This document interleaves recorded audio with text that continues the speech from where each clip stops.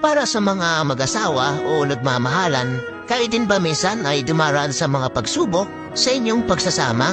Lahat naman siguro ay pinagdadaanan yan. Huwag niyo kalilimutan nung kayo ay nagliligawan pa lang na halos gagawin lahat makuha lang ang matamis na oo ni Mrs. Sabi nga nila, ang pag-aasawa ay hindi kaning mainit na iluluwa mo kapag napasok ka. Kaya sa may mga balak pa lang dyan mag-asawa, siguraduhin niyo munang kilala mo na siya bago isuwang bandera at magpatali sa kanya. Dahil sabi pa ng iba, kahit ilang taon na kayo nagsasama sa isang bubong, ay hindi niyo pa rin lubusang kilala ang ugali na ninyong kinakasama.